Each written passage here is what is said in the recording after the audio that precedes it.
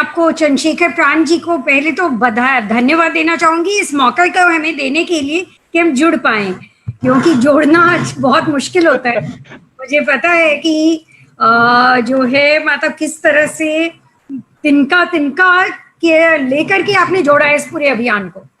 तो इसलिए बहुत ही बधाई हो आपको और पूरे वैसे सभी लोगों को क्योंकि आपके साथ इस पूरे अभियान में शुरुआती दौर से लगे हुए एक विश्वास के साथ। विश्वास यह कि यदि हम अच्छी सोच रखते हैं, अच्छा काम करते हैं, तो मतलब परिणाम अच्छा होगा। और यही सोच है जो मुझे लगता है कहीं ना कहीं हम लोग सबको एक दूसरे के साथ में बांध रही है कि हम इसको सिर्फ एक दिन का एक डायलॉग नहीं बना करके, एक दिन का वेबिनार नहीं बना करके, मतलब बड़े संगठित रूप में जो मैंने देखा है कि जिस ढंग से जो है मतलब लोगों को हर मुद्दे पे जोड़ा गया है। क्योंकि इस पूरे मेरा अनायास ही यह था कि मैं अपनी प्रतिक्रिया दूं यह अभियान को लेकर के, क्योंकि मैंने देखा है जितना मेरा जुड़ाव रहा कि ऐसा कौन सा मुद्दा नहीं रहा जो कि सामने नहीं आया। हर मुद्दा सामने आया जो प्रशासन से संबंध रखता है, जो पंचायत से संबंध रखता है, तीसरी सरकार से संबंध रखता है, लेकिन उससे अधिक महत्वपूर्ण यह कि एक आम आदमी से संबंध रखता है ना, एक महिला से संबंध रखता है, एक बच्चे से संबंध रखता है। बच्चे की शिक्षा की भी बात हो रही है, पोषण की भी बात हुई है, रोजगार की भी बात हुई है, स्वास्थ्य सेवाओं की बात हो रही है, स्कूल कैसे चल रहा है उसकी बात हो रही है, स्कीम की बात हो रही है कि हम नरेगा को जैसे जवाबदेही की बात, ये बहुत अच्छा मुझे लगा कि हमेशा जवाबदेही की भी बात हुई है। तो सिर्फ स्कीम की बात नहीं हो रही है कि नहीं नरेगा है, लेकिन और जवाबदेही पारदर्शी कैसे आए जिसमें कि जो सबसे कमजोर व्यक्ति है उनको तो मिलना ही मिलना चाहिए। मतलब बात यही है कि संसाधन की कमी नहीं है, संसाधन है, सीमित है। तो यह इस पूरी प्रक्रिया में जो अच्छा मैंने देखा कि उस सीमित संसाधन को एक तो पहचानना, उसकी पूरी जानकारी रखना कि वो संसाधन है क्या, और वो संसाधन दो तरह के होते हैं। एक तो होता है जो कि हम एक स्कीम का एक हम डायरेक्टरी और एक हम जब गिनती करने लगते हैं कि हमारे इतने सारे सरकार की स्कीम चल रहे हैं, लेकिन साथ ही संस्थान इंस्टीट्यूशंस, और वह इंस्टीट्यूशंस में अभी जिन इंस्टीट्यूशंस का नाम लिया जा रहा है वो वार्ड सभा हो,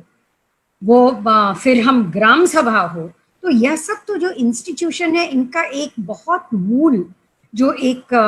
कड़ी है इन पूरे संसाधन को पिरोने के लिए। मुझे खुशी हुई भीम जी की, मैंने अभी बात सुनी कन्वर्जेंस की, और मैं उस पर सीधे आना चाहूंगी क्योंकि मैंने इस क्षेत्र में जो काम किया, मेरा भी बहुत ही पूर्ण विश्वास है दिल से कि बिना कन्वर्जेंस के हम सीमित संसाधन की बात कर रहे हैं उसमें जो हमें आउटकम और इम्पैक्ट देखना है वो नहीं कर पाएंगे। तो वह कन्वर्जेंस क्या है? जो हम 3F की बात करते हैं, फंड, फंक्शन एंड फंक्शनरी, ये हम किस संदर्भ में बात करते हैं? हम बात करते हैं कि हम कैसे जो है पूरे व्यवस्था को, पंचायती व्यवस्था को हम कैसे सुदृढ़ करें, या अर्बन लोकल बॉडीज की व्यवस्था को हम कैसे सुदृढ़ करें। तो उसमें बात आती है कि हमें फंड से भी सुदृढ़ करना है, फंक्शन से भी करना है और फंक्शनरी से भी करना है। लेकिन मेरा वहीं पे एक और जो अनुभव कहता है कि कन्वर्जेंस भी इन तीनों चीजों में बहुत जरूरी है, क्योंकि सभी फंड्स ऐसा नहीं है कि हम एक जगह पे एकत्रित कर पाए, लेकिन सभी फंक्शनरीज को एक जगह पे नहीं एकत्रित कर पाए, लेकिन प्लानिंग में जरूर कर सकते हैं। वह प्लानिंग कैसे? आज कोरोना के इस विकट समय में जो हम लोगों ने देखा कि एक एक जॉइंट टीम जब बन करके जाती थी, वह जॉइंट टीम में जब आशा भी है, आंगनवाड़ी वर्कर भी है, वो ANM भी है, वो अगर शहरी क्षेत्र में देखें तो DBC जो मलेरिया और वेक्टर बॉर्न डिजीज वाला जो कर्मचारी होता है, चिकनगुनिया ये इसमें, तो वो भी अपना मतलब ये पहले सब अलग अलग जाते थे। तो जब यह परिणाम हुआ कि एक साथ मिलकर के जाएंगे, एक साथ प्लानिंग करेंगे ताकि किसी घर को नहीं छोड़ेंगे और एक तरह का कॉमन मैसेज करेंगे। आपने यह देखा होगा कि जैसे कोरोना के समय मैसेजिंग में बड़ी समानता थी, शुरू में उतनी समानता नहीं थी, लेकिन शायद इस तरह के जो प्रयास हैं आपस में जुड़ने का, संवाद का, तो इस तरह के सभी प्रयास से ये बड़ा मतलब सफल रहा कि एक कॉमन मैसेजिंग। नहीं तो हम लोग जो देखते हैं कि नहीं, एक बड़ी संख्या में जो दिखते हैं लोग अभी भी मास्क पहन रहे हैं, वो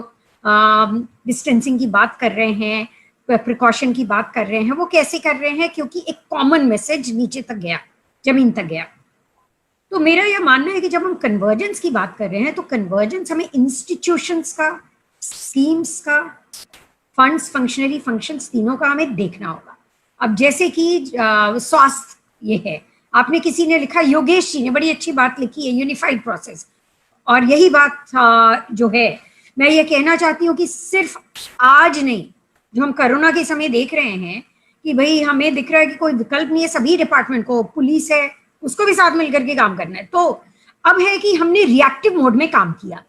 यही अगर हम प्रोएक्टिव मोड में काम करते हैं, प्रोएक्टिव यानी कि किसी ने ये बात कही कि हमें डेटाबेस तैयार करना होगा, नेशनल लेवल डेटाबेस तैयार करना होगा। मेरा यह मानना है कि यह जो डेटाबेस है वो नीचे से ही तैयार हो सकता है, मतलब माइक्रो लेवल डेटाबेस हमें चाहिए, हमें ग्राम स्तर का हमें डेटाबेस चाहिए, और बड़े मतलब वो उसमें पुख्ता हालत में हमें चाहिए। पुख्ता मैं इसलिए कह रही हूँ क्योंकि कई बार जो बहुत सारे डेटाबेस जो बनते हैं, सोशियो इकोनॉमिक कास्ट सेंसस होता है, हमारा सर्वे होता है, और फिर हम कई बार जो सेंसस होता है, हम देखते हैं कि नहीं, चीजें जो है उसमें कहीं ना कहीं वो अधूरापन वो दिखता है। तो वो अधूरापन नहीं है, इस मौके को नहीं खोना है। और डेटाबेस जो हम बनाते हैं, उस डेटाबेस में कमजोर वर्ग की पहचान, उस डेटाबेस को एक डायनेमिक डेटाबेस बनाना। और डायनेमिक डेटाबेस कैसे बनेगा? ये जो फंक्शनरीज हैं जिनकी हम बात कर रहे हैं, उनके इनपुट से ही बनेगा। लेकिन क्या कोई एक फंक्शनरी बना सकता है डेटाबेस को? एक नहीं बना सकता है। तो उसके लिए भी एक सम्मिलित रूप में उस डेटाबेस को बनाना होगा। क्यों? क्योंकि हर स्कीम में तो लोग डेटाबेस बना रहे हैं। नरेगा का एक समृद्ध डेटाबेस बन रहा है, NRLM, मंत्री जी ने जिसकी बात कही, समूह की बात कही कि इतनी करोड़ संख्या में जो महिलाएं हैं समूह में, उनका भी एक डेटाबेस है। लेकिन क्या वह डेटाबेस जो है वो आपस में उन डेटाबेस का कन्वर्जेंस हो रहा है? आईसीडीएस, अब मैं यहाँ पर एक नया कार्यभार देखने वाली हूँ पुनः, जो है आईसीडीएस, और जिसकी बात कल हुई है मन की बात, जिसमें कि प्रधानमंत्री जी ने भी पोषण अभियान की बात कही, वो मेक इन इंडिया में लोकल स्तर पे छोटे छोटे जो घरेलू टॉयज बनते हैं उसकी बात कही।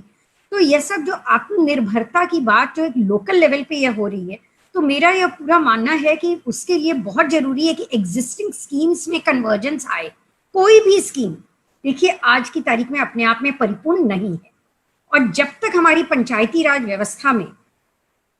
हम इस बात को बिल्कुल एक फिलॉसफी और अपने आइडियल अप्रोच और मतलब अपने मानसिकता परिवर्तन के रूप में हम नहीं देख लेंगे कि हम एक स्कीम के लिए काम नहीं कर रहे हैं, हम अगर समग्र विकास, समग्र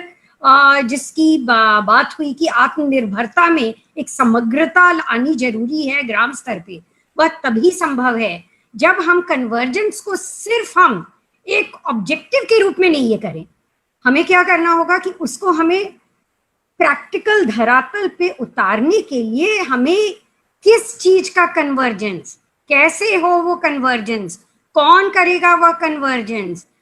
अगर बैठक होनी है, लोगों को एक साथ मिलकर के जॉइंट प्लानिंग करना है माइक्रो लेवल पे, किस तारीख को वो बैठक होगी, किस नियमित रूप में कैसे वह बैठक होगी। तो क्या इस तरह का जो मैंडेट है, क्योंकि मंत्रालय इन्वॉल्व है,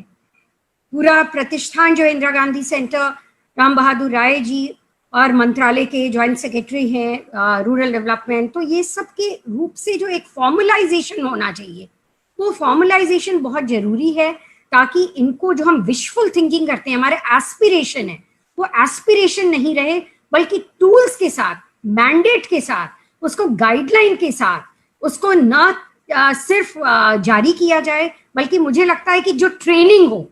ट्रेनिंग, कैपेसिटी बिल्डिंग, जो अपना ह्यूमन रिसोर्स ऑगमेंटेशन, जो संवर्धन होता है, तो उस संवर्धन के लिए जितनी इंस्टीट्यूशन है, किसी ने कहा NIRD और SIRD की जो बात होती है, इन इंस्टीट्यूशन को कन्वर्जेंस इंस्ट्रूमेंट पे कैंपेन्स तैयार करने होंगे, रिसोर्स पर्सन्स तैयार करने होंगे, और उसके बाद कंठस्थ कराना होगा उन टूल्स को, और उसके बाद जवाबदेही की बात होती है। क्योंकि देखिए आज की तारीख में हम सिर्फ जवाबदेही करते हैं, टूल्स जो है ना नहीं है। मैंने आंगनवाड़ी वर्कर को ही देखा है, अब उसको इतने सारे रजिस्टर भरने पड़ते थे कि उसके बाद जो है वो मतलब वो अक्सर देखा जाता था कि वो अच्छा जो डेटा है, उस डेटा में जो मैं बात कर रही हूँ कि भाई बड़े ईमानदारी से वो डेटा बने, वो नहीं बन पाता था कई बार, तो हमारे पास सही फिगर ही नहीं आ पाते हैं। तो सही फिगर आने का ये भी है कि भाई वह टूल, साधन, संसाधन, उसकी प्रैक्टिस, उसको प्रैक्टिकली देखा जाए, पायलट के रूप में देखा जाए कि क्या वह कार्य करने में, जो कार्य बोला जा रहा है, वह उतना संसाधन लोकल लेवल पे उसके पास क्या है, क्या हमने उसको एक टैबलेट दिया है। तो इस तरह का टेक्नोलॉजी का भी जब हम प्रयोग करने की बात करते हैं तो टेक्नोलॉजी में हार्डवेयर, सॉफ्टवेयर, ट्रेनिंग, ये सब की बहुत ही अहम भूमिका है। हम आईटी कनेक्ट तो हम गांव-गांव तक और ग्राम पंचायत तक हम लेकर के आ जाएंगे, लेकिन उस कनेक्ट के साथ उसको इस्तेमाल कैसे करना है, उस पे हमें जो है बहुत ही माइक्रो लेवल पे फिर हमें जाना पड़ेगा, ताकि उसका पूरा का पूरा जो लाभ है वो हम पूरे पंचायती व्यवस्था के साथ में मिलकर के उस लाभ को हम लोगों के साथ स्कीम के साथ जोड़ सके। तो भाई साहब, मैं पुनः बहुत बहुत बधाई देती हूँ चंद्रशेखर प्राण जी को, और आगे की बात जो है वह जारी रहेगी इसी आशा के साथ, ऐसी शुभकामना के साथ। नमस्कार।